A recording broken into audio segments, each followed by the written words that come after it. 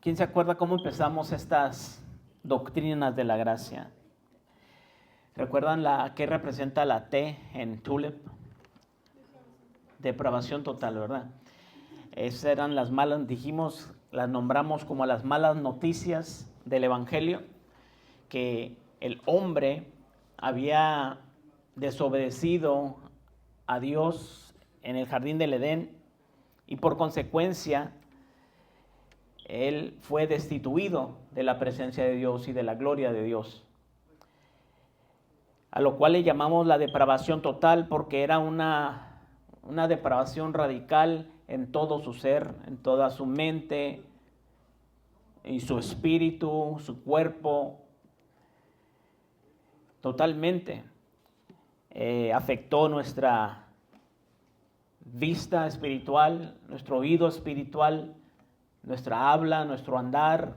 Ahora estamos incapacitados espiritualmente para estar con Dios y querer estar con Dios.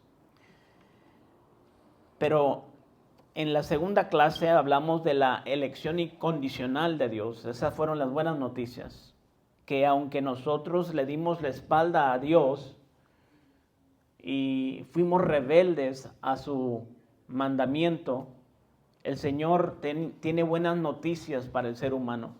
El Señor ha elegido a un pueblo desde antes de la fundación del mundo, porque Él ya sabía de antemano que su creación eventualmente iba a caer. Por lo tanto, Él ingenió un plan de salvación, un plan eterno, el cual el Señor ha tenido una relación con sus hijos, con su esposa, desde antes de la fundación del mundo, con un amor eterno, como dice Jeremías, para con todos los que son de la simiente de Jesús. Hablamos también de la expiación limitada, la cual es llevada a cabo por el Señor Jesucristo en la cruz del Calvario. Él derramó su sangre en la cruz del Calvario y nos redimió, nos rescató de la esclavitud al pecado, de la esclavitud a Satanás. Recordemos que solamente hay dos reinos, el reino de las tinieblas y el reino de la luz. Solamente hay dos padres, el Padre Satanás y Dios Padre. Y el Señor nos traspuso cuando Él murió por nosotros. Él pagó con su sangre la totalidad de todos nuestros pecados y así nos compró. Estábamos, como dice la palabra de Dios, en el mercado de esclavos. Y el Señor fue y compró a esos esclavos. Esclavos al pecado, esclavos a los deseos del mundo, deseos de la carne y a los deseos de su padre, el diablo, como dice Jesús a los fariseos. Y nos redimió, nos libertó, rompió las cadenas, ¿verdad? Como dice la canción. Él rompió las cadenas y nos libertó. Él ató al hombre fuerte y saqueó todos sus bienes y nos libertó. Y ahora podemos ser libres espiritualmente. Nos ha resucitado espiritualmente, nos ha dado vida. En la cuarta clase hablamos de la gracia irresistible de Dios. Hablamos de que esto tiene que ver con la voluntad decretiva. ¿Recuerdan? Que había tres voluntades que Dios, por lo menos tres voluntades que podemos ver en la palabra de Dios. Podríamos nombrar más tal vez, pero lo que sí sabemos es que la voluntad de Dios es multifacética. Y la gracia irresistible de Dios, esta doctrina se basa en la voluntad decretiva de Dios. Que lo que Dios decreta es lo que va a pasar. Si Dios dice que una persona va a ser salva, va a ser salva. Como hablamos de esta doctrina de la gracia irresistible, de la doctrina de la voluntad decretiva de Dios, tiene que ver con las promesas de Dios, con los decretos de Dios y con las profecías de Dios, ¿recuerdan? Entonces, si el Señor promete algo, si el Señor decreta algo, eso va a pasar. De hecho, aprendimos a través de las clases que Dios no tiene que jurar nada, porque solamente tiene que decirlo para que se cumpla algo, ¿verdad? Pero Dios, en su grande misericordia, hace un juramento y jura por sí mismo, no habiendo otra persona más grande que Él, jura por sí mismo para darnos una confirmación, para darnos un consuelo a los herederos, a sus hijos, ¿verdad? No que Dios necesite jurar. ¿Estamos de acuerdo en eso? Dios no necesita jurar, hermanos, para que se cumpla algo. Es solamente, la palabra de Dios dice que solamente basta que Él diga algo y se cumple. De hecho, la Biblia dice que solamente basta que Dios piense algo para que se haga realidad. El Señor solamente tiene que planear algo, desear algo, pensar algo y se hace realidad. Por lo tanto, no tiene que jurar. Pero para que nosotros tengamos un fortísimo consuelo, como dice Hebreos, el Señor interpuso juramento. Bueno, eso es la gracia irresistible. Hablamos también, la última clase que di es la perseverancia de los santos. Y hablamos que Dios es el que nos preserva hasta el final. Hablamos de que Dios Padre, Dios Hijo y Dios Espíritu Santo están involucrados en esta última enseñanza. Primeramente hablamos de Dios Padre, ¿recuerdan? ¿Cómo es que Dios Padre nos ha amado con un amor eterno? Hablamos del amor eterno de Dios, el amor inmutable de Dios, que no podemos separarnos de ese amor. Como dice Romanos capítulo 8, ¿verdad? ¿Quién nos separará del amor de Cristo? Ni tribulación, ni angustia, ni persecución, ni hambre, ni desnudez, ni espada, ni lo alto, ni lo profundo, ni principados, ni potestades, ni ninguna cosa creada nos podrá separar del amor de Dios que es en Cristo Jesús. Del amor de Dios que es en Cristo Jesús. Entonces, eso es parte de lo que a nosotros nos debe dar un fortísimo consuelo, hermanos. El amor de Dios, el amor inmutable de Dios, el amor que no cambia, es para siempre. Hablamos de la voluntad salvadora de Dios Padre. El hecho que el Señor ha decretado, Él ha dicho, ¿verdad?, que nosotros, sus hijos, estaremos con Él. Jesús lo prometió en el capítulo 6 de Juan, cuando dice, y yo lo resucitaré en el día postrero. Y no solamente lo dice una vez, sino que lo dice dos, y luego lo dice una tercera vez, ¿verdad? Entonces dice, y yo lo resucitaré en el día postrero. También hay otras muchas promesas, ¿no?, que Jesús hace a sus apóstoles, como cuando está en el aposento alto, y hemos hablado de esto, cuando Él está con los apóstoles y les dice, no se turbe vuestro corazón. En la casa de mi Padre muchas moradas hay. Si así no fuera, yo os lo hubiera dicho. Como diciendo, es que yo no soy mentiroso, yo les hubiera dicho. No les estoy contando un cuento de hadas. En la casa de mi Padre muchas moradas hay. Si así no fuera, yo os lo hubiera dicho. Voy pues a preparar lugar para que donde yo estoy, vosotros también estéis.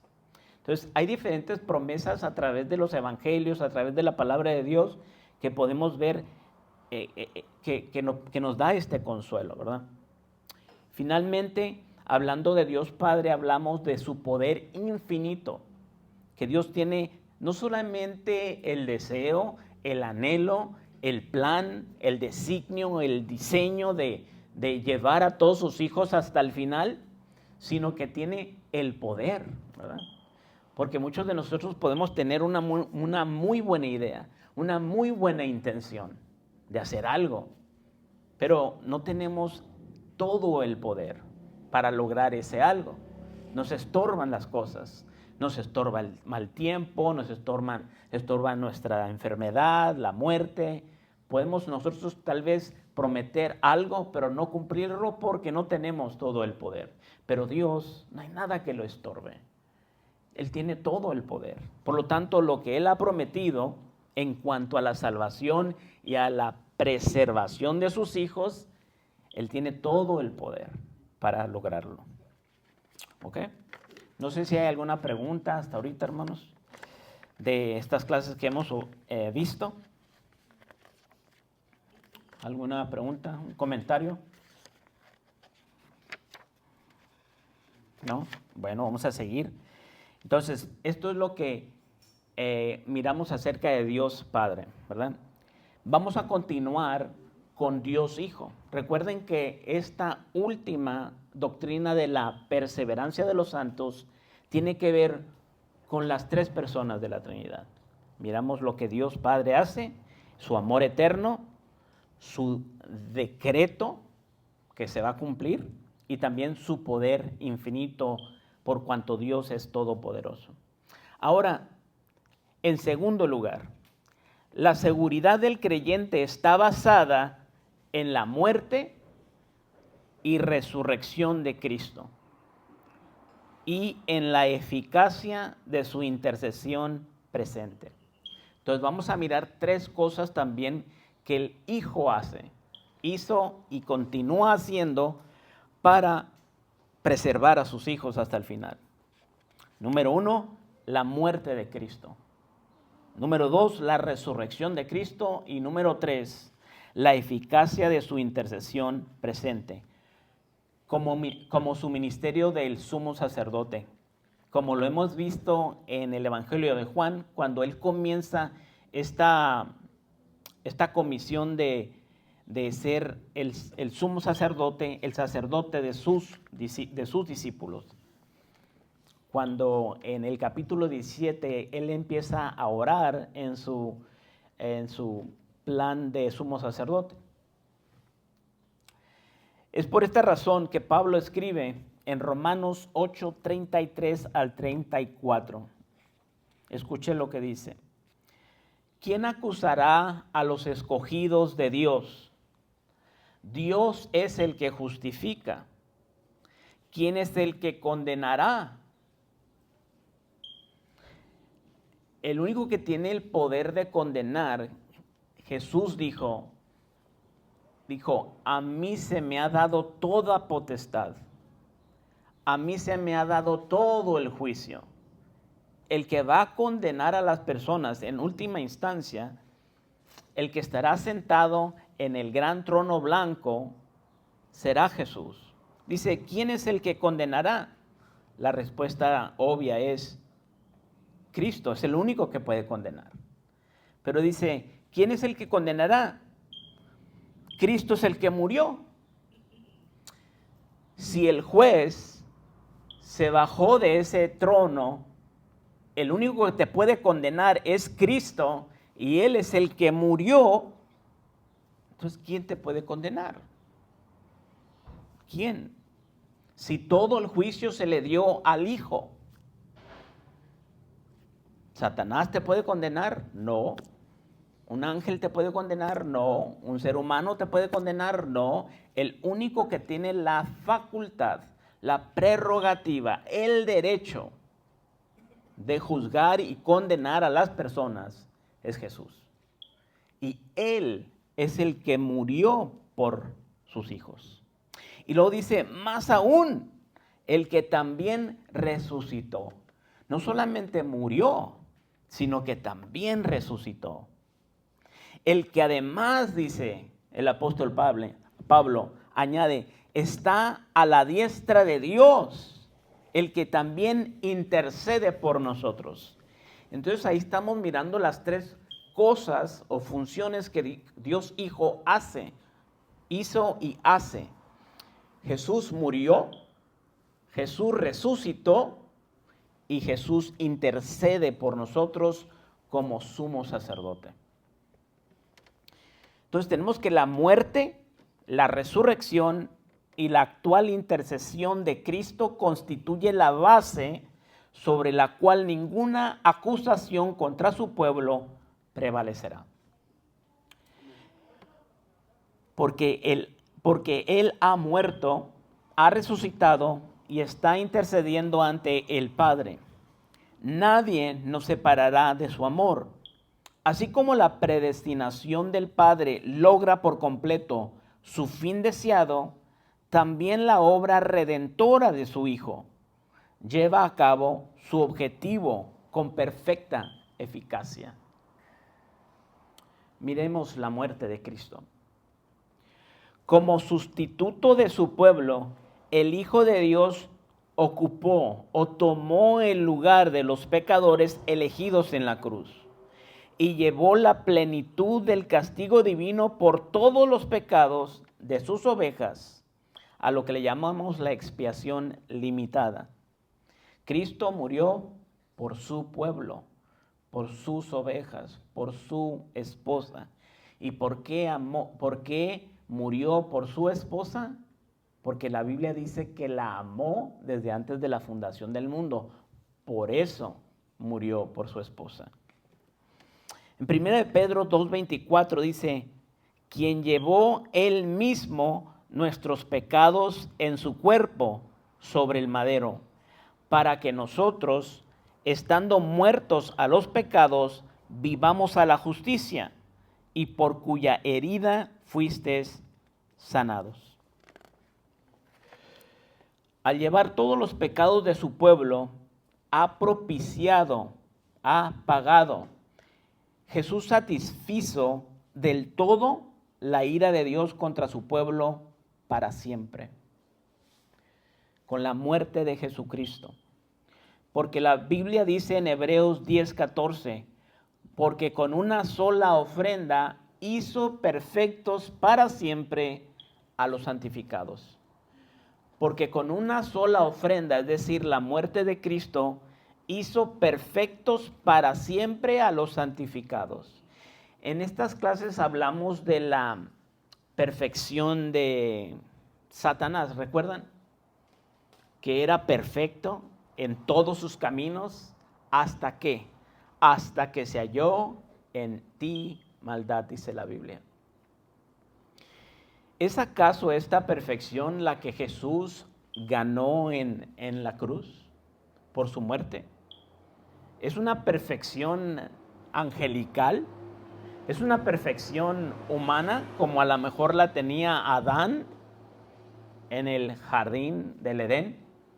Porque cuando Dios creó a Adán, también dijo que Adán era bueno, toda su creación era bueno y bueno en gran manera.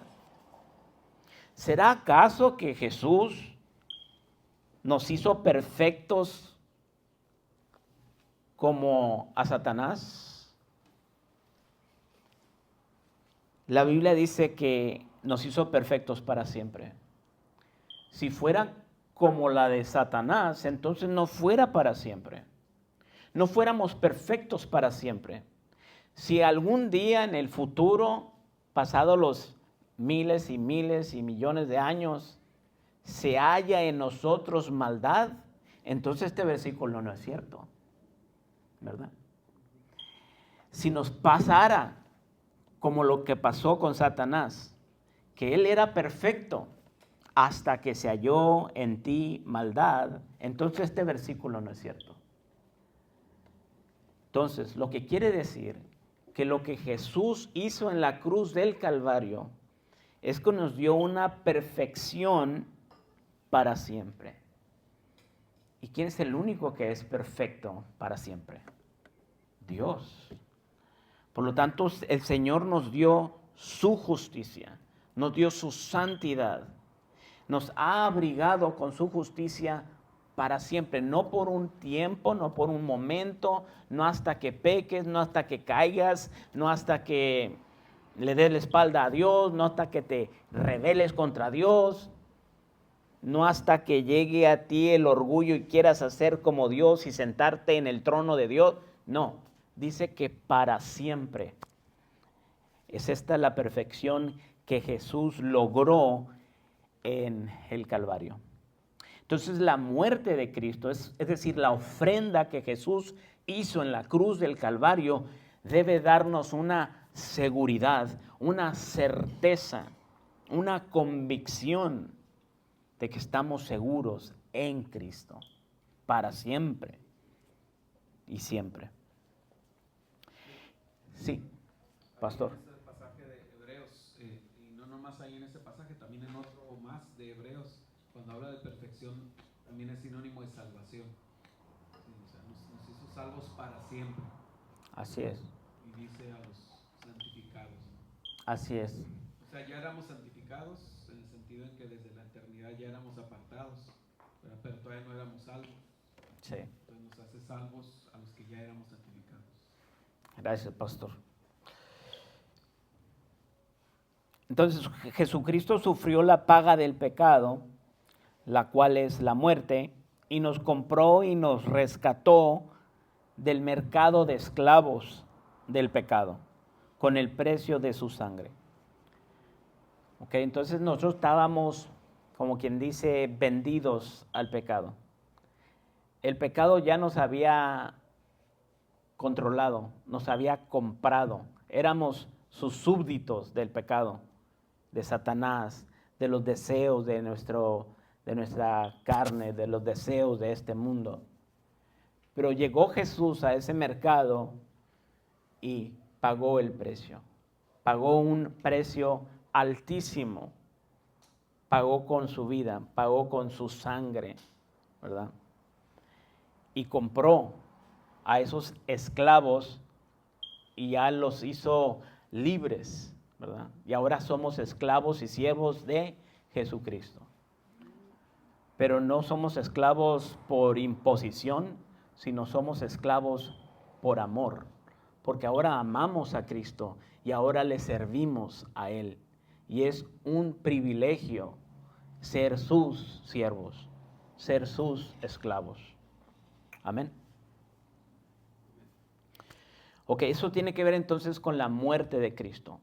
Debemos de nosotros confortarnos, consolarnos, tener nuestra convicción muy fuerte por lo que Jesús hizo en la cruz. Lo que Jesús hizo en la cruz tiene un peso eterno, hermanos. Tiene un valor incalculable, inmensurable. Es eterno, es infinito el precio que Él pagó en la cruz. Y nos hizo perfectos, con una ofrenda nos hizo perfectos para siempre a los santificados. Hablemos entonces de la resurrección de Cristo. No solo la muerte de Jesús nos brinda seguridad eterna, sino que al resucitar a Cristo de los muertos, el Padre ha certificado también que su muerte ha expiado de forma suficiente por el pecado. La resurrección fue la gran justificación y validación de Jesucristo. Con la resurrección de Jesucristo se verificó que el Padre había aprobado su obra completa y que ya no quedaba más pena por pagar, ni más ira que soportar para aquellos que están en Él.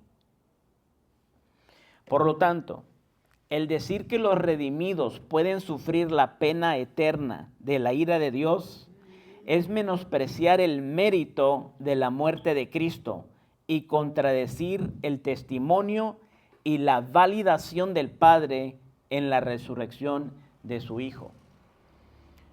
Entonces, hay personas que dicen que una persona que ya ha sido justificada, que ya ha sido salva, que ya ha sido abrigada con la justicia perfecta de Dios y para siempre, puede perder la salvación. ¿Cómo puede ser eso posible? Cuando examinamos el texto bíblico, los versículos bíblicos no nos permiten llegar a esas conclusiones. Porque lo que Dios ha hecho en la cruz con esta ofrenda nos hizo perfectos para siempre a los santificados. Y el Padre valida ese sacrificio al resucitar a su Hijo de entre los muertos, ¿verdad? Cuando una persona es redimida o justificada, se le imputa la justicia de Cristo a su favor. Es impensable e imposible que un redimido que ya ha sido justificado vuelva a experimentar la pena de la condenación de la cual ya había sido redimido. Sería una injusticia el condenar a Cristo por mis pecados y condenarme a mí también por los mismos pecados que ya pagó Cristo, ¿verdad?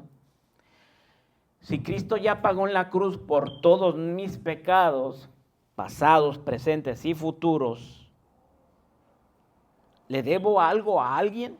¿Le debo algo a Dios? Jesús ya los pagó todo. ¿Podría Dios condenar a una persona que su hijo murió? Que la sangre de Jesucristo la cubre, ha expiado sus pecados y la ha redimido.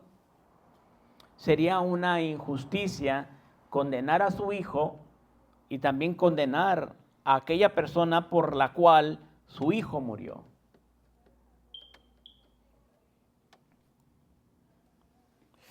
No hay condenación para los que están unidos a Cristo.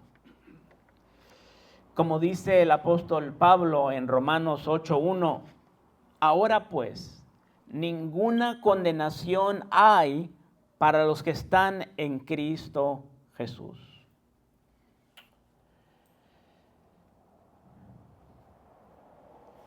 La palabra de Dios dice, o sea, si Jesús, el que te puede condenar, el que te puede juzgar, es el único juez del universo, es el juez de todo el universo, es el juez del mundo entero,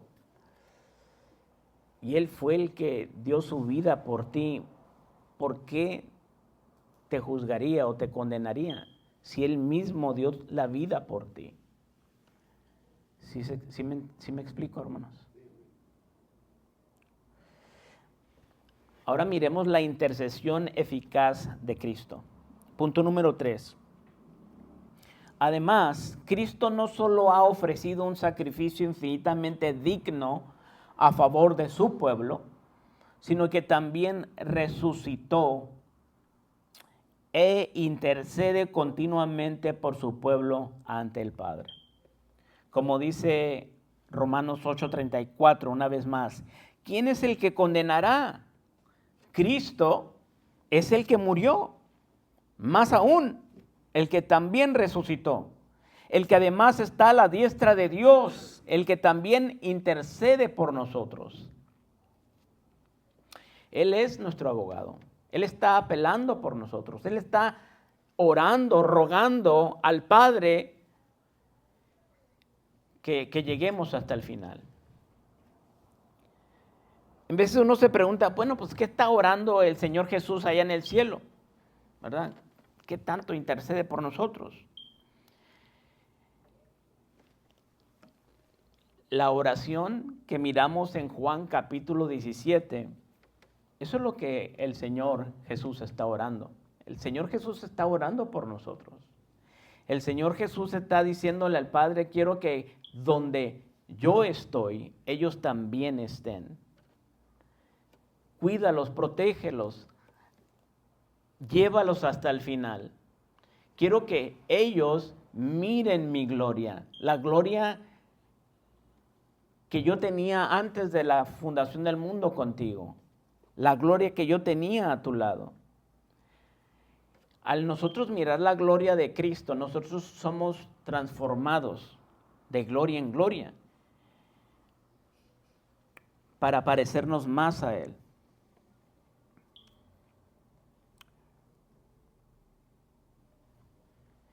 nuestro Señor Jesús ora en particular para asegurar la salvación eterna de sus elegidos, como lo afirma Hebreos 7:25. Por lo cual puede también salvar perpetuamente a los que por él se acercan a Dios, viviendo siempre para interceder por ellos. ¿Usted recuerda la interacción que tuvo Jesús con Pedro y que Pedro se interpuso para que no fuera a Jerusalén porque él quería prevenir la muerte de Jesús? Y le dijo, apártate de mí, Satanás. ¿Recuerda? Y también le dijo, Satanás ha pedido zarandearlos, pero yo he orado por ti, Pedro, ¿verdad? Para que cuando seas restaurado, ayudes a tus hermanos. Entonces es lo que el Señor hace. El Señor, sí, con su muerte nos dio vida eterna, sin el punto, digamos, más débil de Dios, que Dios no tiene debilidades, en su muerte, sin muerto, nos dio vida eterna para siempre, con una sola ofrenda hizo perfectos para siempre a los santificados, sin muerto, en un decir, ¿no? Ahora imagínense lo que puede hacer vivo, ¿verdad? Y entonces lo que está haciendo en vida es esto, está intercediendo por su pueblo. En Lucas capítulo 22, versículos 31 al 32, dijo también el Señor, Simón, Simón, he aquí Satanás os ha pedido para zarandearos como a trigo, pero yo he orado por ti, que tu fe no falte, y tú, una vez vuelto, confirma a tus hermanos. Entonces lo que el Señor está haciendo, está rogando, está intercediendo por nosotros, está orando para que nuestra fe no falte.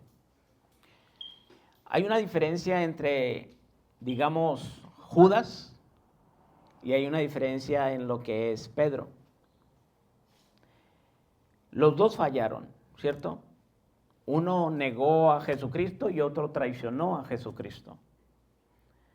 Pero Jesús oró por Pedro. Ahí está el poder de su intercesión. Ahí está el poder de la oración de Jesús. Por uno no rogó y por el otro sí rogó.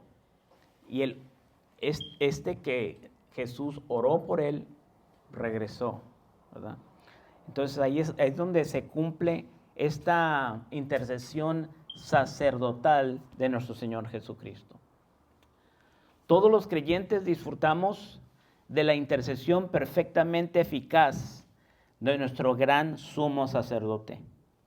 Y así somos guardados por el poder de Dios, mediante la fe, como lo dice 1 Pedro 1:5, que sois guardados por el poder de Dios, mediante la fe,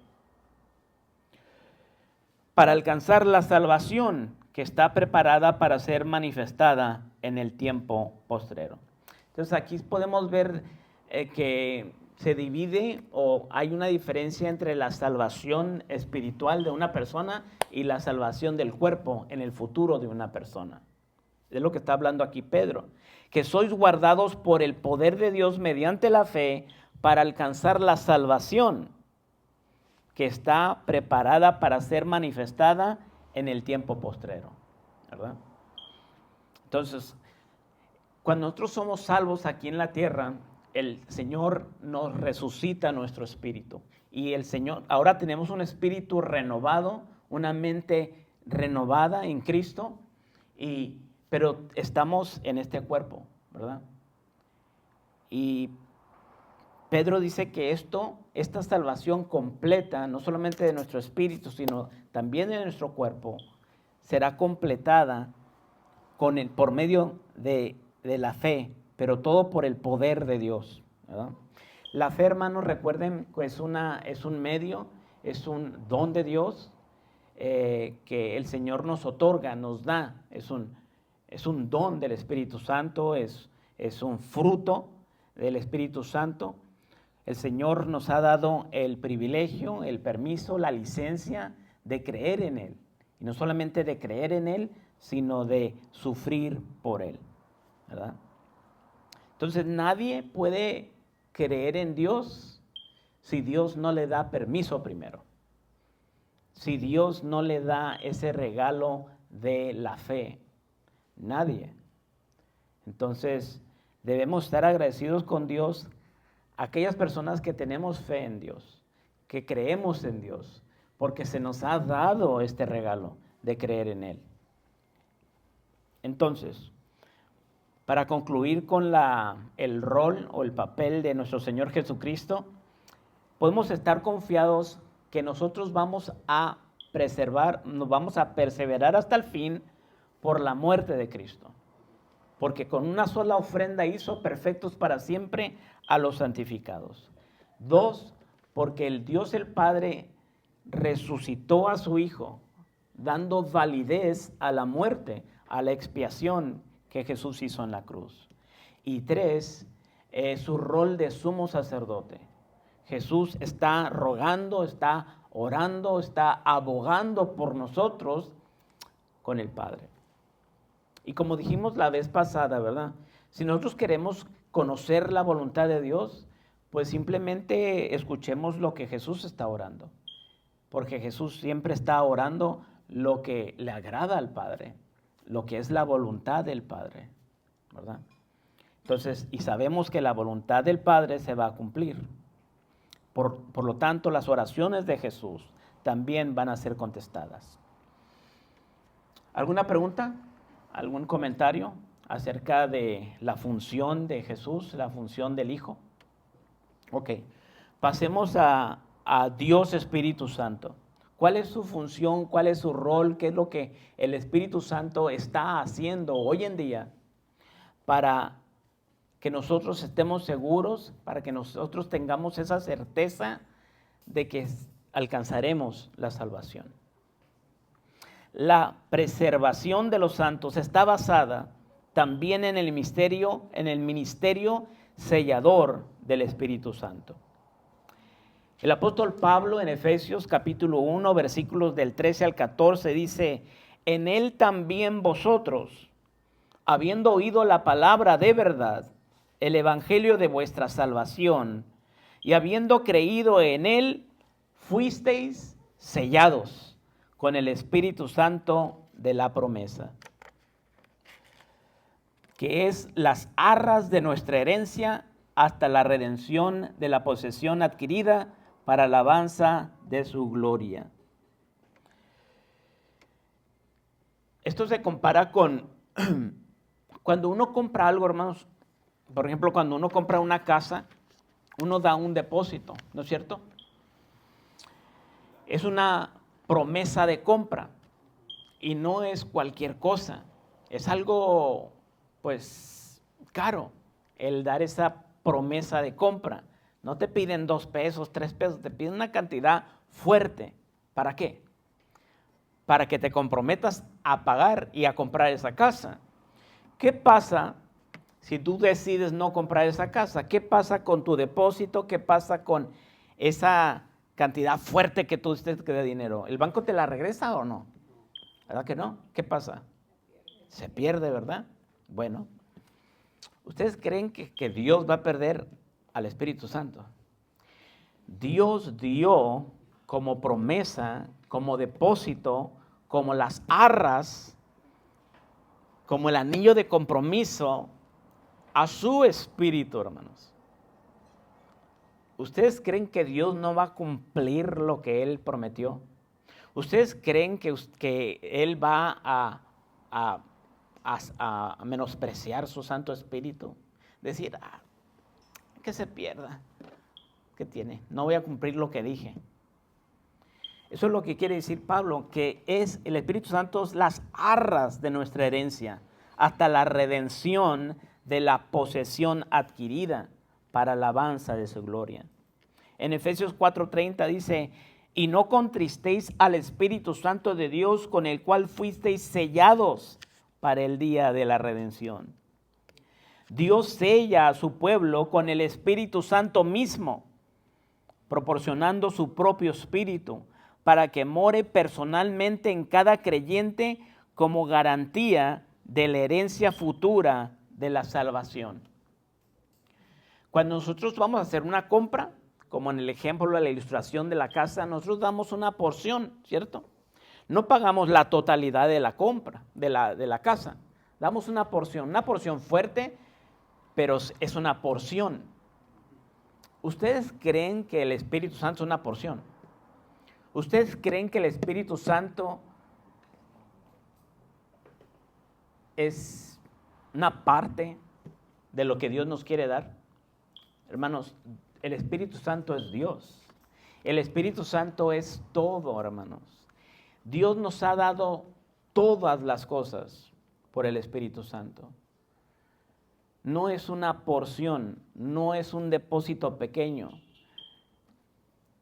Cuando uno quiere comprar la casa, uno da un depósito fuerte para comprometerte, ¿verdad?, a comprar esa casa. Pero Dios le ha dado todo, hermanos. Sí, como decía nuestro hermano Alonso, si Dios ya dio a su Hijo, ¿qué más no nos dará? La palabra de Dios dice que no solamente nos dio a su Hijo, sino que también nos dio de su Santo Espíritu. Si Dios Padre ya nos dio a su Hijo, ya nos dio de su Santo Espíritu, ¿ustedes creen que no nos dará todas las cosas con Él? Con Jesús y con el Espíritu Santo.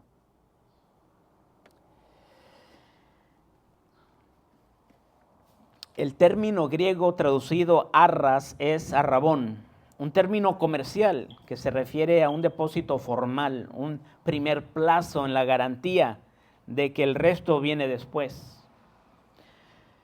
Aunque la palabra arras o arrabón significa un depósito, un primer plazo, una porción de algo, pienso que no deberíamos pensar del Espíritu Santo como si fuera solamente una porción, una parte de lo que es venidero, sino que el Espíritu Santo es Dios Todopoderoso, morando en nuestros corazones. Y como escuché en la mañana, el Señor nos hace partícipes de su naturaleza. ¿Cómo? Dándonos de su Espíritu Santo. Su Espíritu, todas las buenas cosas, todos los dones, el fruto es del Espíritu Santo. ¿Verdad? Entonces, Dios nos hace partícipes de su naturaleza, dándonos el Espíritu Santo. Y de nosotros fluyen esos dones y esos frutos, esas perfecciones o atributos de Dios, ¿verdad? Las que son comunicables. De esa forma, el Señor nos hace partícipes de su divinidad.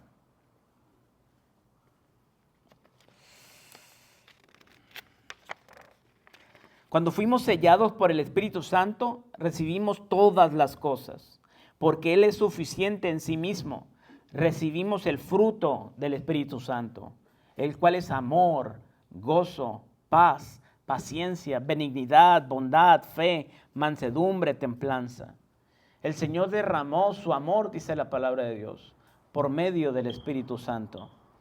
Su gracia, toda bendición, la regeneración, la justificación, la santificación, el perdón, la vida eterna, su espíritu, su mente, su palabra, su sabiduría, la esperanza viva.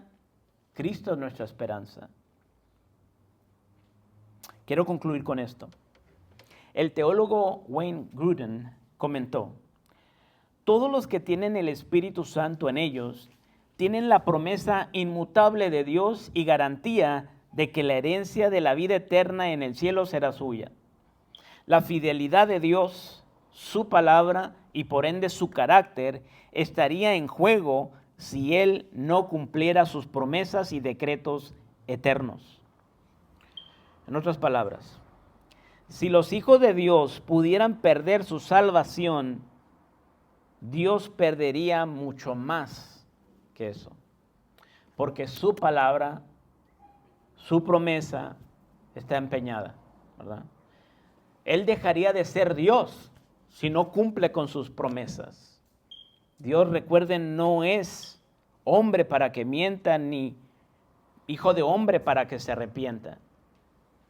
Todos los dones de Dios son irrevocables y la salvación es un don, es una gracia, es un regalo.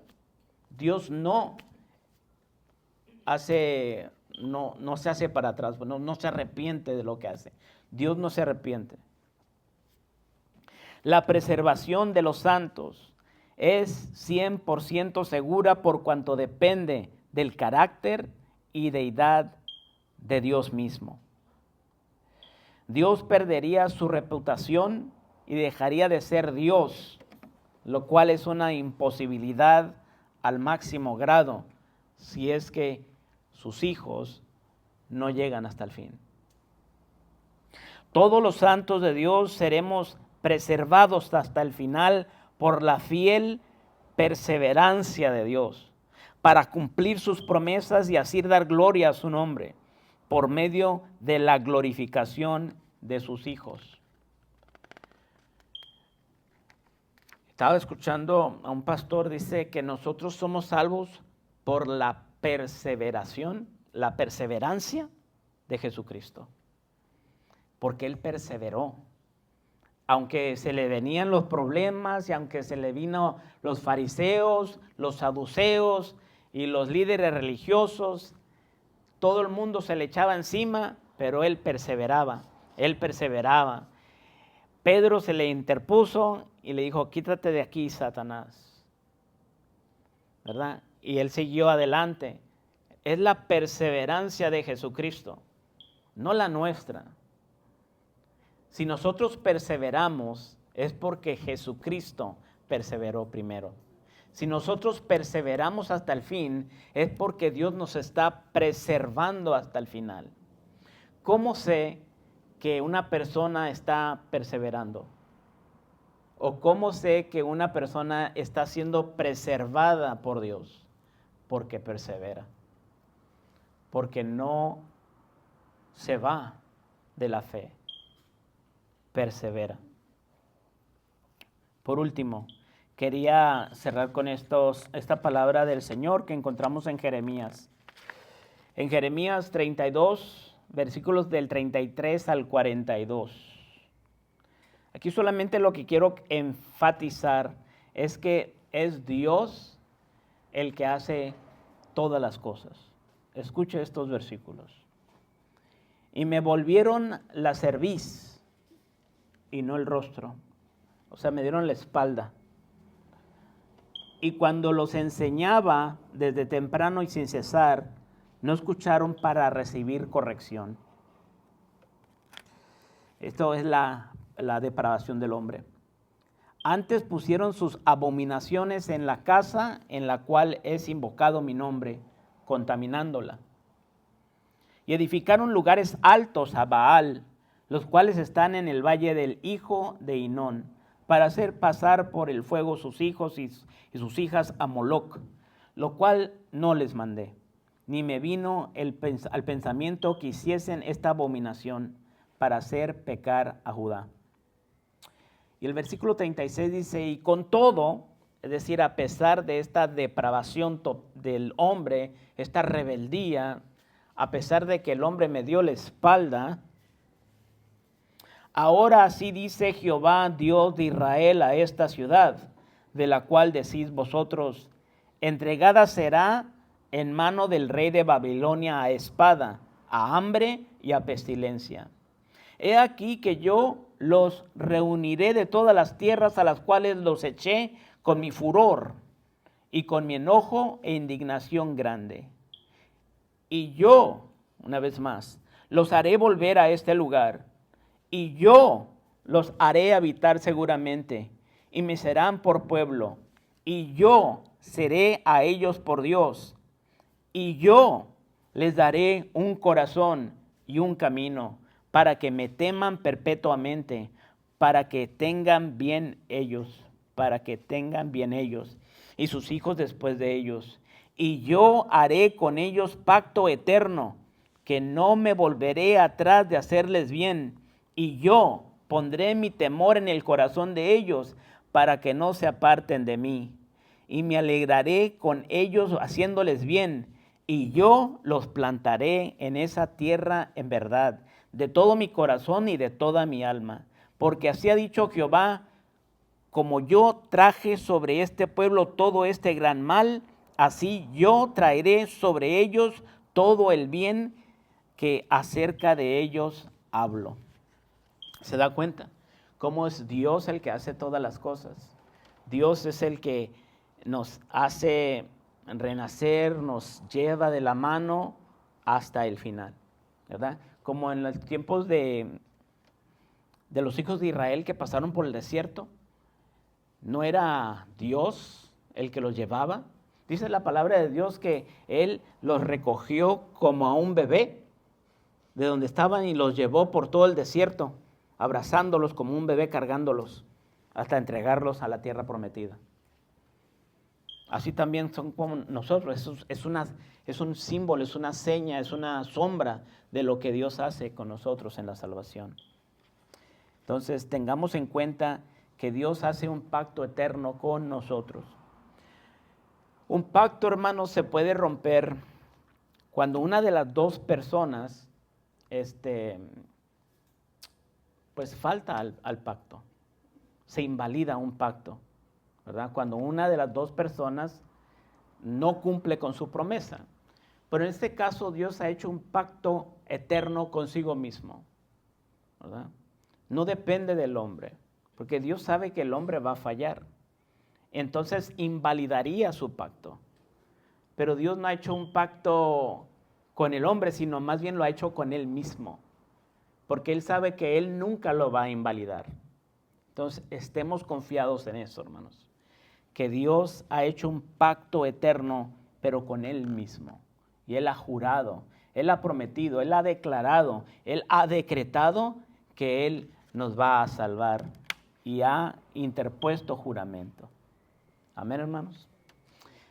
El Salmo 27:10 dice, aunque mi padre y mi madre me dejaran, con todo Jehová me recogerá. Amén. ¿Alguna pregunta, hermanos? ¿Algún comentario? ¿Todo bien? Bueno, aquí damos conclusión entonces a esta clase del TULIP, las doctrinas de la gracia. ¿Okay? Que los bendiga, hermanos. Vamos a orar. Padre nuestro que estás en el cielo. Señor, te doy gracias una vez más por esta seguridad, esta certeza que podemos encontrar en tu palabra, que podemos encontrar en nuestro Dios trino, en el amor del Padre, en el poder infinito del Padre, en el decreto del Padre.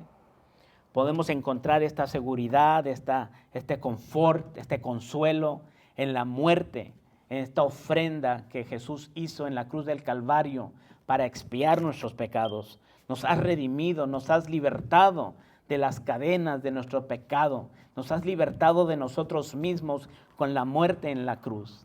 Nos has redimido, Señor. Y has resucitado. Y ahora vives para siempre para interceder por nosotros. Y haces rogativas y oras al Padre. Y eres nuestro abogado para con el Padre. Y el Espíritu Santo que se nos ha dado a nosotros, a cada uno de nosotros, y ahora somos templo del Espíritu Santo, porque el Espíritu Santo mora en nosotros. Gracias, Señor, por todas estas cosas que nos has dado. Nos has dado a tu Hijo, nos has dado de tu Santo Espíritu, nos has dado de tu palabra, nos has dado de todos los atributos comunicables, Señor. Ahora podemos participar de la divinidad, Señor. Gracias, Señor, por lo bueno que eres con nosotros, lo grande, lo fiel, lo poderoso que eres con nosotros, y ahora tenemos la confianza, la seguridad y la certeza de que tú estarás con nosotros todos los días hasta el fin del mundo. Gracias, Jesús. Amén.